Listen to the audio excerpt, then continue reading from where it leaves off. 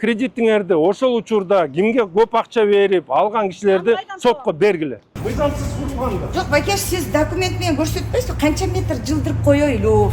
Кайта келдиңби? Шабашка кире элексиң? Кой шабашкаларды токтот. 15 метр. Твоего одноклассника, да? Да, точно. Ну, одноклассника в первую очередь надо. Да, ну вот. Тетки туалеттерин сууга кызып койгону туурабы, туура эмеспи? Мына бул кызык сызыкка кирген, кирбеген жерлерин баарын тактап бергиле. Ушунун баарын акимият кылыш керек силерде. Не биз келип туруп айтыш керекпиз анын баарын? Кичинекей бала түшсө эмне болот буяка? Жок, ну документти алыш үчүн канча акча бердиңер? Мен көрдүңөр, бердиңби? Бердим, ал взятка туурабы? Эрежеге тура келеби тургандары? У нас же есть факты. Мурунку мэрлер алып на магистрали строят, в парке строят. Вы даете разрешение, правильно? Мы дорогу сделать хотим, автостанцию хотим, нам не дают разрешение, потому что это государственный интерес. Келе, кандай көрсөтүп айтып түшүндүрөлүк эми маяктан. Быйыл жылдыкка анан эмдиги жылкы деп эки этапка бөлүп атабыз. Эл план. Кел картаны ачкыла.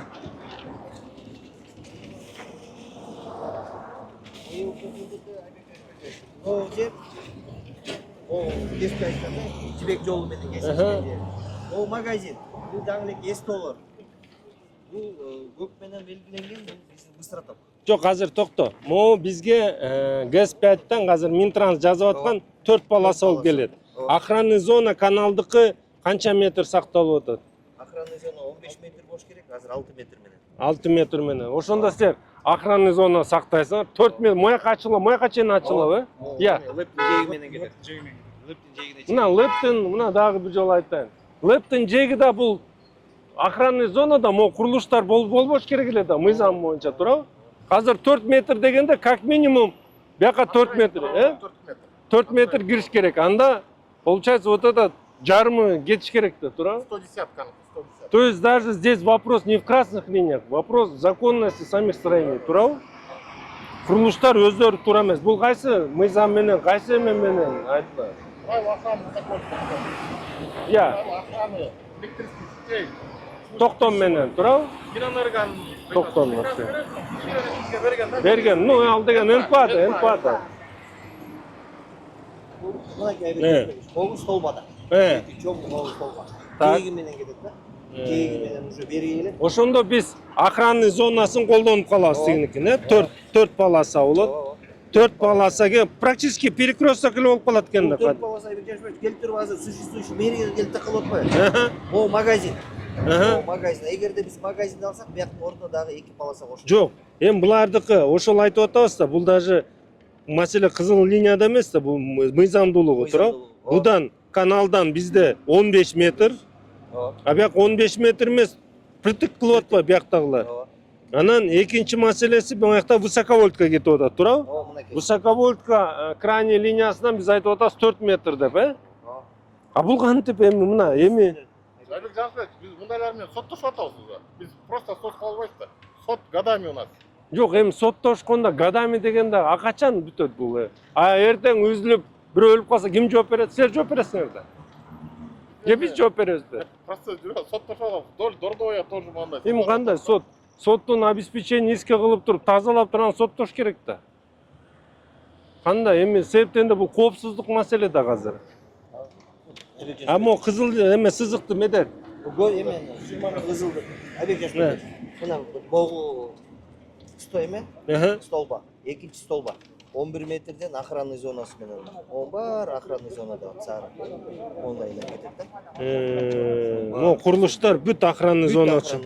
Даже могул жерде үйлөр да охранный. Жок, биз азыр артына барганда да көрөбүз да аны, туурабы? Бул быйылкы жыл менен деп. Кызыл сызык боюнча Кутман берчи. Негизи эмдиги жылкыга бул Айбек Жансбекович биз чыгардык. Бул уже эмеден баштап, Пятый ГЭСтин повороттон баштап, вот жибек жолу. Быйылкы жылга мына могул жагын эле деп атабыз. Ол ортодогу чоң лептер ортого калат. Бул экинчи тарап жол болот. Ошондо 3 полосадан 6 полоса. Жок, эми мына могу жерде мен айтып кетейин. Могу бир түшүнүк болуш керек да.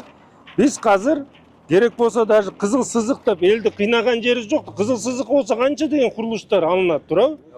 мына бияк мына момундай жол болуш керек болуп атат да. Бирок биз айтып атабыз, мен эми жашап жок дегенде коопсуздук маселелерин карап коелук, туурабы? Иә.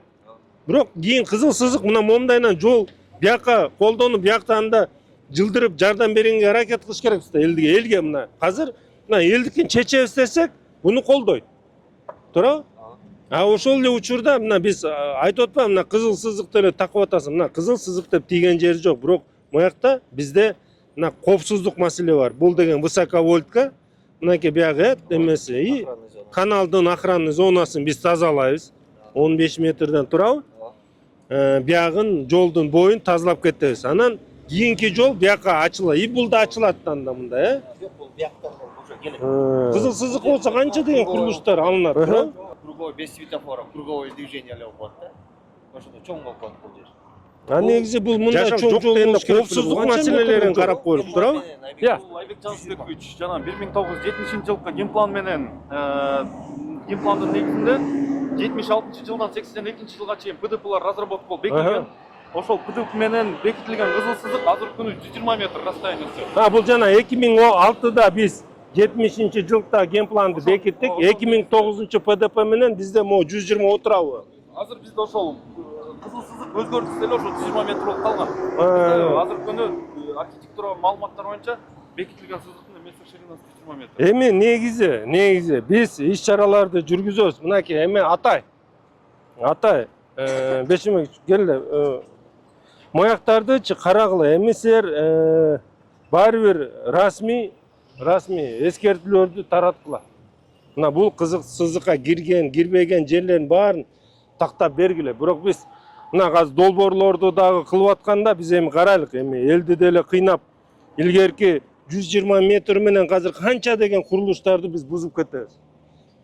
Ошондуктан мындай аз курулуштарды жанакы хос субъекттер болсо дагы эми бизге чыгым болуп калат, чын айтканда. Себептен да бизге киреше булагы азайып калат да. Ошону карабастан биз азыр мындай аз эме менен чыкканда болойлук да. Бир нерсе биз алдыга кое турган бул деген коопсуздукту коелук, элдин коопсуздугу жана жолдун кеңейе турган нугун чыгарып берелик азыркы учурдагыны. Макулбу? Бирок элге түшүндүрмөлөрдү бергиле. Баарыңар мына кызыл сызыктасыңар. Мына кызыл сызык мынакей. Мына баарыңар көрүнүп атат да, мына 120 метр мынакей. Кызыл сызык. Бирок биз бүгүнкү күндө койгон планыбыз боюнча мына моюн менен кетип атабыз. Мына. Анан келечектеги гана берсең долбоорду. Сухобатырга чейин барат Айбек Мына келечекте мына көрсөңөр болот. Биз ошондо астыңкы кызыл сызыкка өтүп атабыз да. Мына астыңкы кызыл сызык мына моякта өтөт. Туурабы? Күнчыгыш тарабында. Күнчүгүш мына мояктан. Ошо карасынан аны да кыскартып мына жолду кылып атабыз. Бирок мына мояктагы кызыл сызыкка биз кирген жери жок. Ошол эле учурда мен дагы бир жолу айтайын. Баарына эскертүүлөр бергиле. Мына түшүнүш керек. Кызыл сызыкта тургандардын курулуштарына, башкасына алар деген көңүл буруш керек да. Кантип куруп атышат булар? Суунун нугун мына азыр көрөбүз го. Тим эле тыкыз эме ээлеп алган. А эртең Кудай сактасын, мояка бир суу келсе эмне болобуз? Мына могу суу келсе, мояктан баштап, мына мояктан бүтөлөт экен, у нас ЛПР кетип атат, ЛПРди азыр көрүп атабыз. Бир бүтөлсө, мына мояктын баары каптайт да. А ким жооп берет ага? Бир зымыңар үзүлсө, Бишкекпес турабы? Канча деген үй жабыркайт. Анага ким жооп берет? Мына ушундай көрүнүштөр. Бирок бул ишти биз башташ керекпиз. Жанакы бизде 1 миллиард 300 миллион сом бар болчу. Мына аэропорт Манаска колдонобуз деген турабы жолуна. Бирок азыр изилдөө жүргүзүп туруп, ал жолду дагы мындай эксплуатация кылса болот экен дегенге келдик да. Ошол акчаны мына бияка бурабыз. Мына могу жолдорго, ички жолдоргочу капарап жол. Эртең Кудай сактасын, мояка бир суу келсе карап, эл менен да сүйлөш, түшүндүрмө бергиле. Дагы бир жол көрсөтүп атам. Мына кызыл сызык менен көргүлө. Мына кызыл сызык каякта. Мына кызыл сызык. Бул расмий. Бизде айтып атпайбы, катып алып эле кызыл сызыктарды ойлоп таап атат деп. Мына көрсөткүлө. Мына кызыл сызык баякта. Мына баянда болсо, мына биз кызыл сызыктын даже жарымын колдонгон жокпуз. Ошол түшүндүрмөлөрдү бергиле. иә Калинин көчөсү Жибек жолунан Салиевага чейин кеңейткенде бизде жалпысынан 14 объект кеткен. Анын ичинен 5 забор и 9 хозпостройка, 1 магазин НСТО. туура эми мындай да биз азыр акыркы учурда эл менен согушка чыккандай болуп атабыз, андай болбош керек. Көп учурда жолду дагы маселени да чечиш керекпиз. Элдин да кызыкчылыгына биз мындай шарт түзүп бериш керекпиз. Бирок дагы бир жолу айтайын, коопсуздук маселеси, мынакей высоковольтка жанакы суунун нугуна туруп алгандар баарын тазалайбыз. Анан экинчи бул жолду салыш керек. Жол салыш керек. Жолду ачасыңар мояка чейин. Болбосо биз биякты андай эме менен угуп атам сизди. Ооба. Мен бул жерден эсиз да биз. Келиңиз биякка. Мына кана ээлери барбы? Бар деп. Мен суроо. Высоковольтка биякка кантип курулуп калды? Алганбыз да разрешение. Жок. Мына мен силерге мына Бишкек ПЭС. Кана Бишкек ПЭС. Мына бул жетектейт Бишкек ПЭС. Айткылачы, буга курулганга болот беле? 4 метрде от крайних проводов. Так. Мен эми Анан эми жүргүлө. Азыр мына маякты да эже. Эми мен силерге айтып коеюн мындай.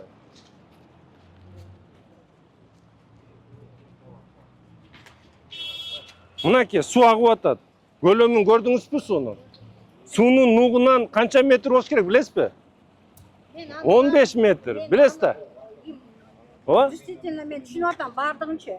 Биз 2004-жыл бул жерде алганда, ошол жер молда алар айтыш керек болчу да. Болбойт депчи, биз анда калмаган эмеспиз да. Туурабы? Жок, эми ал мындай да эже. Мындай айтчы. Аягына чейин окусаңыз бизде. Биз ал могу жерде эмне деген арендаторлор иштейт. Мен ушул жерге кредит алып алып иштегем.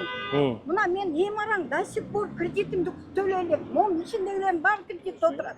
Анан кызыл китебиз болсо анан алып эле бизди колоп эле 5 күндө эле чыгагыла десеңер. Мен андан бери давление болуп ооруп атам чынын айтканда. Анан бул жерде менин кредитимди ким төлөйт? Мен ошо кредитимди мен айына 65 000 төлөчүмүн бул жерде. Онун үстүн жаңы эле жасаткам. Ичин дагы жасатып, эми кой тышын жасатайынчы деп акырында мынтип терезелеримди, эшиктеримдин баарын коюп ошентип аткам. Эми биз келип элечи. Келде чыккыла, болма 5 күнүн ичинде эметкиле. Биз ким? Биз туура жол жасап атасыңар баарын элге. Бизди да түшүнгүлө да. Туура. Бизнестер, моңдардын баарын биз налог төлөп атабыз. Жер налогун төлөдүк.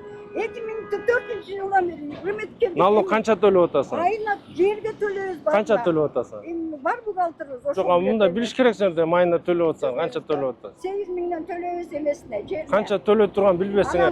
Анан эже мындай суроо да. 2004-жыл мыякта да барбы ээлери? 2004 ким берди сизге уруксатты ошону? Аты ошону айткыла да. Ошолорго азыр сотко бергиле. Бизге жазгыла, мына ошолар берген. Мына бергиле.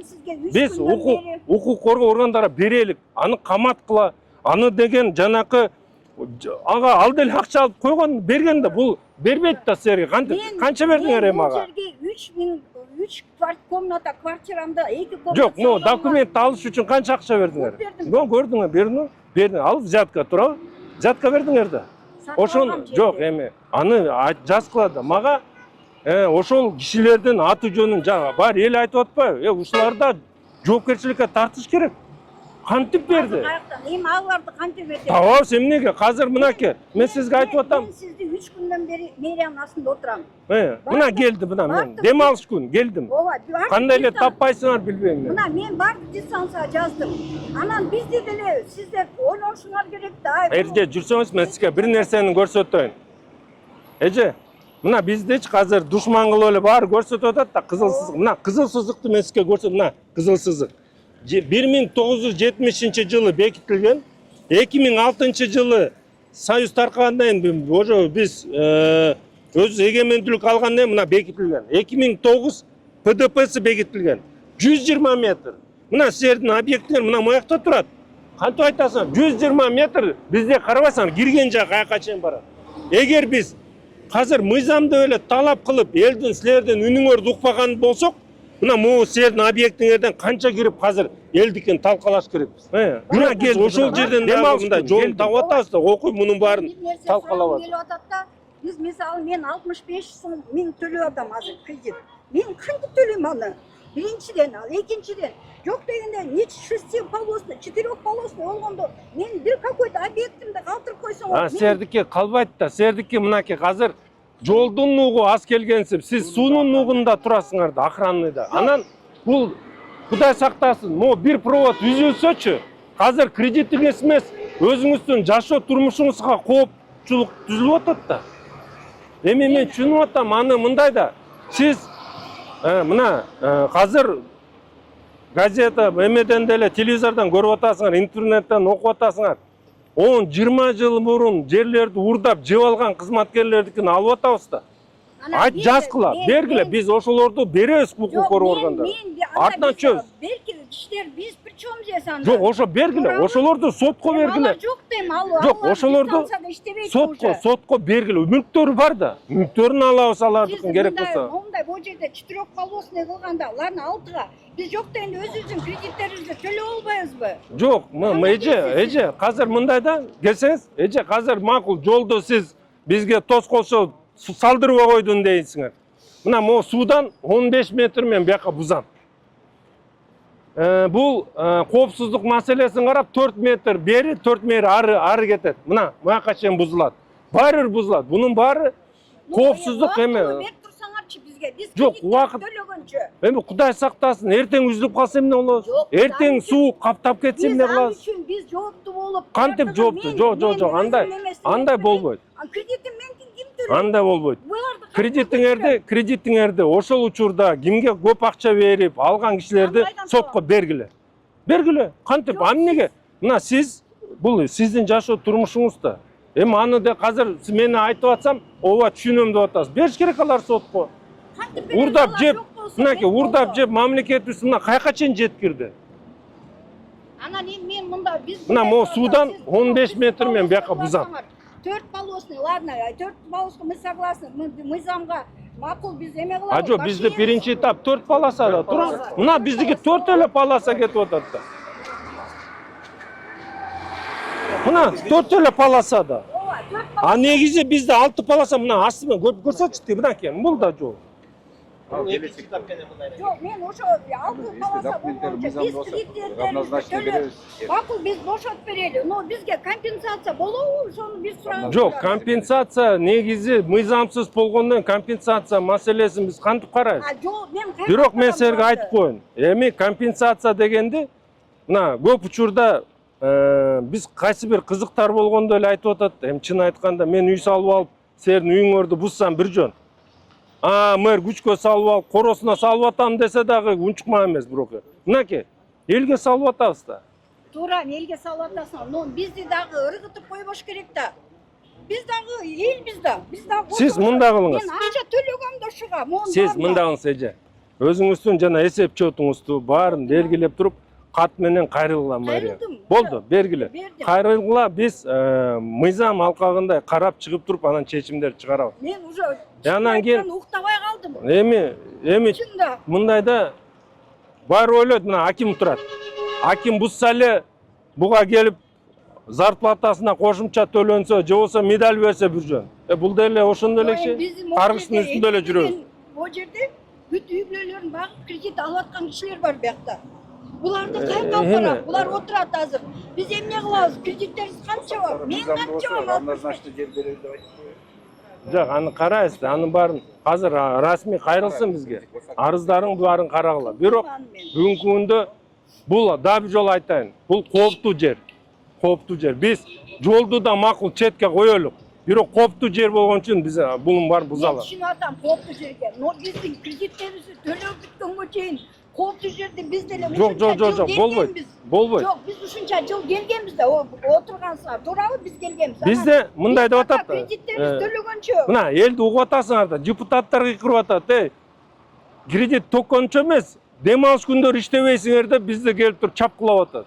Мына дем алыш күн го бүгүн. Дем алыш күн сиздин астыңызда турам.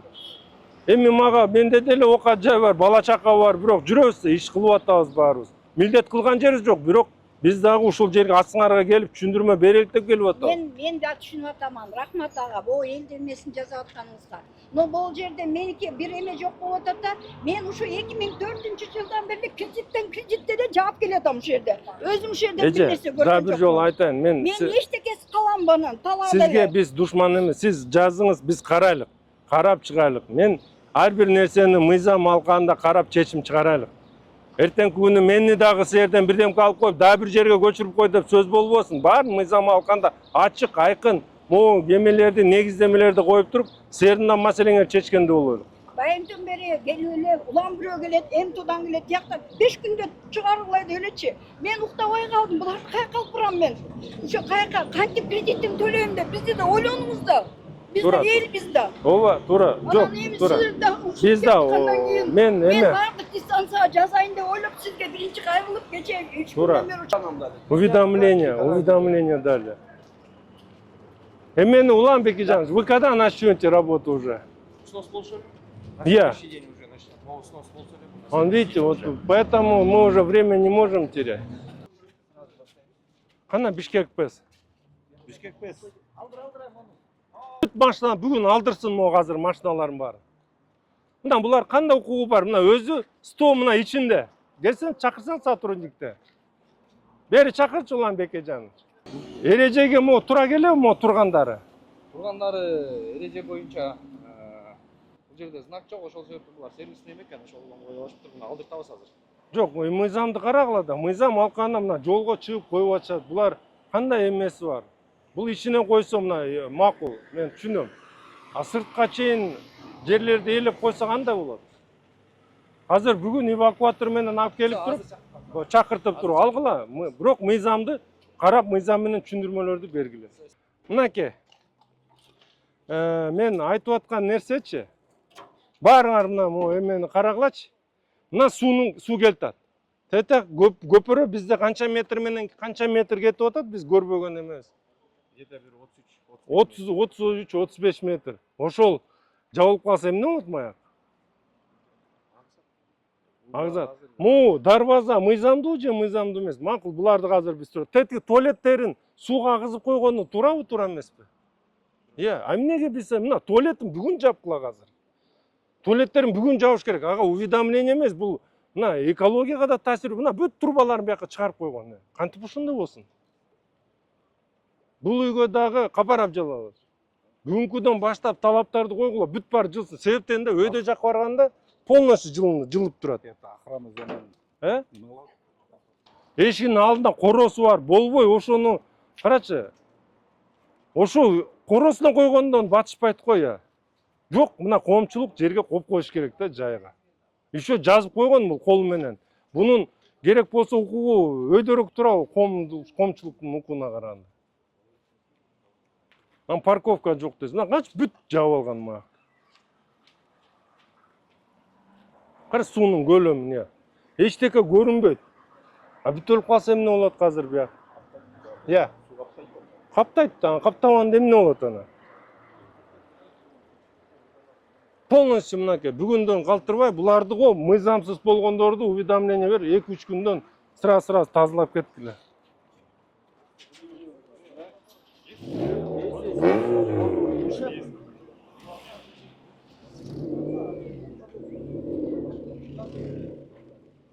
А вот это что за здание? Поднимите ему документы. Это что? Что за логопед? Это детское, что ли? У вас ни одно безопасность здесь не обеспечена. Мен бияктан чыкканда эле баланы сүзүп кетсем эмне болот? Все, давайте маяктан дагы анализ кылгыла. Мына ошонун баарын акимият кылыш керек силер да. Эмне биз келип туруп айтыш керек анын баарын? Буга чейин туура айтып атат да бир чети. Силер ушу ичке киришкенде ушуларды кыдырып, айтып, ана бүгүн эле мен келгенде эле ачылыш кылбай буларга.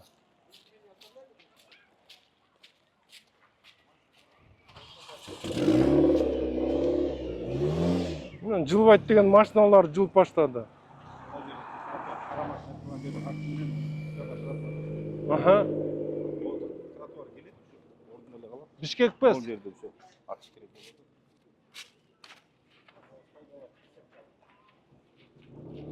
опоралар.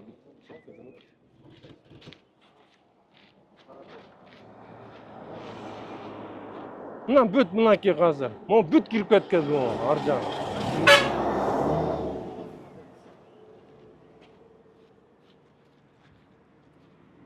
Мына момда ачық болуш керек эле. Негизи мына тетиги дарбаза мыйзамдуу турат да. Мынакей. Ата, мыйзамдуу болгон негизи мына мыйзам убагында молар уже мыйзамсыз берилип кеткен да. Мынакей мыйзамдуу дарбазасы.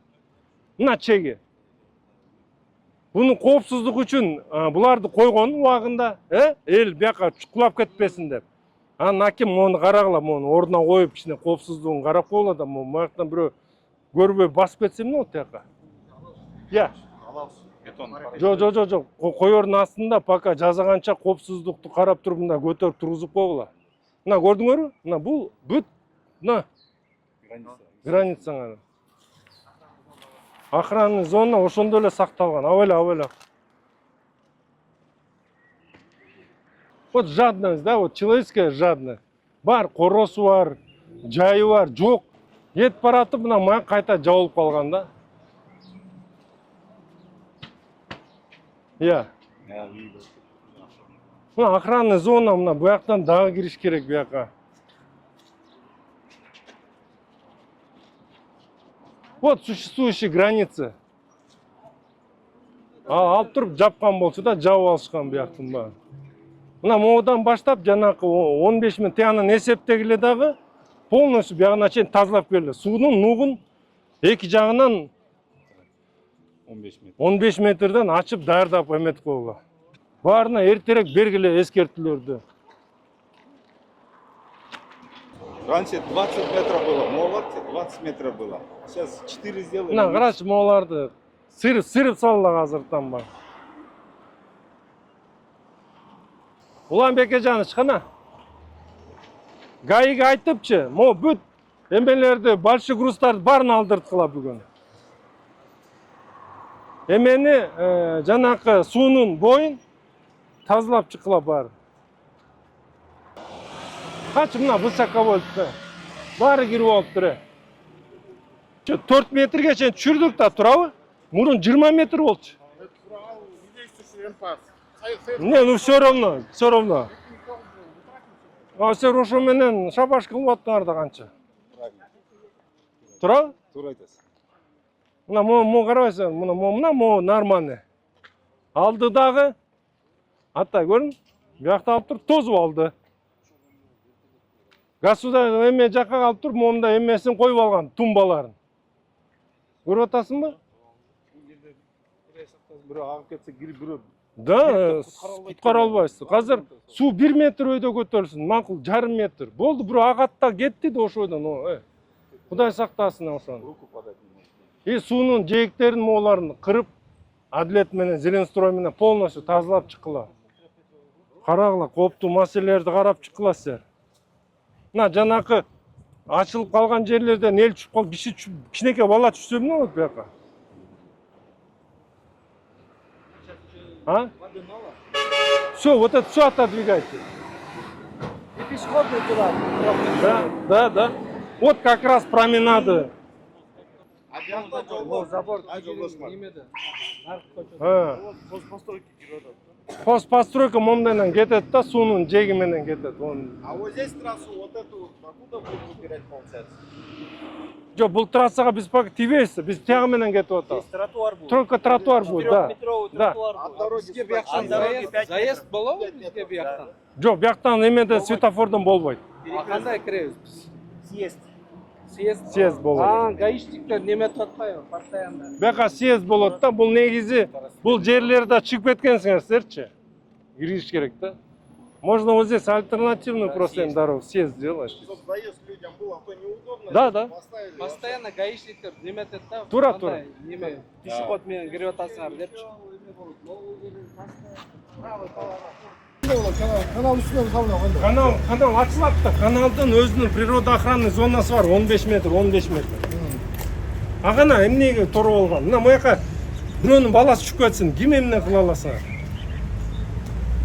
Эже, мен сиздин өзүңүздүн ыктыярыңыз менен биринчи могу мыйзамсыз Аны нерсени көрдүм, алып ооба. койгула. Алып кой, азыр алып койгула. Хорошо. Көзүбүзчө. Ага. Анан монун баары сендики мыйзамсыз.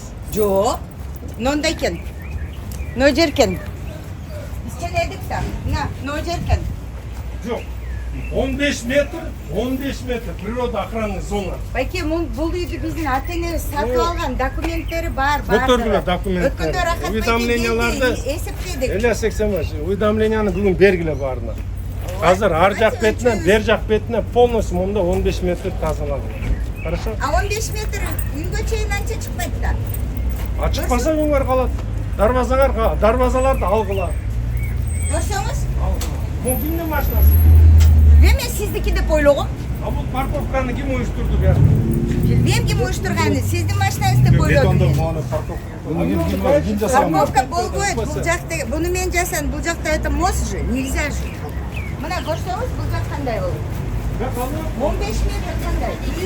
Мыйзамсыз курулганда. Жок, Бакеш, сиз документ менен көрсөтпөйсүз, канча метр жылдырып коёйлу? Канча Жок, мына коёйлу? мояктан 15 Мына метр. мына жер экен. Жок. Мына суунун нугунан, мунун суунун нугунан 15 метр эсептегиле. 15 метрден ары баары калат.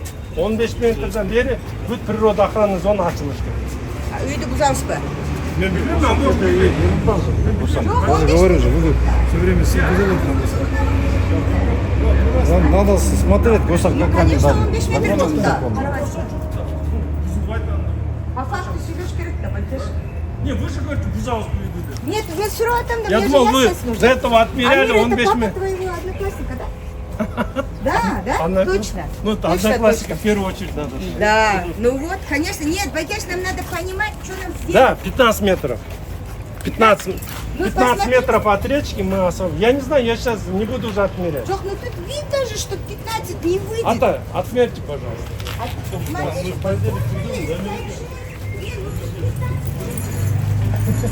Негизи охранный зона мына туура сакталып келген жер да. Мына эч бир курулуш болгон эмес. Мына таза жер да. Ушундай болуш керек эле да негизинен. Себеп дегенде могу тосмолордун баары бул мамлекет койгон тосмолор. Бул право эме природа охранный да. Я мына негизинен кандай болуш керек эле деп сураса бирөө, мына момундай ачык болуш керек эле.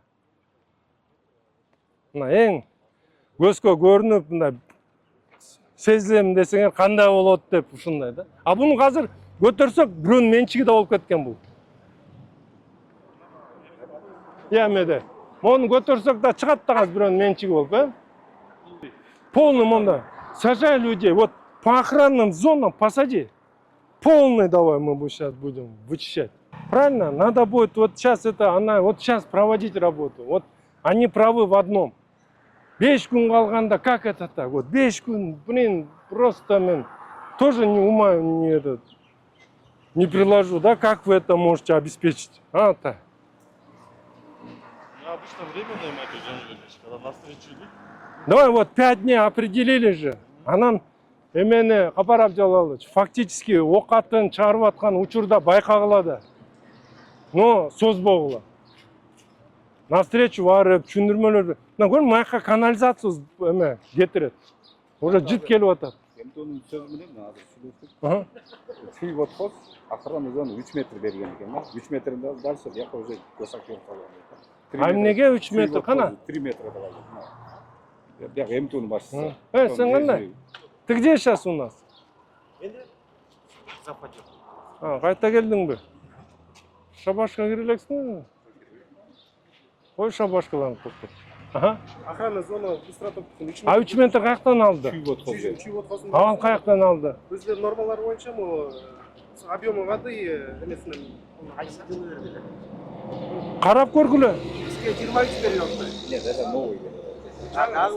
Нет, старый. Бұрын Бизге азыр эме секундасына 22-23 куб суу өткөргөнгө эмеси бар деп, мүмкүнчүлүгү бар канал деп туруп, биз 15 метр деп токтот менен эмеси жоон берген да. оларды госак каттаганда Отхозду жанагы иш козголбоду бул берген эмелери боюнча. Ал жака бергендей деле бул жака бере берген.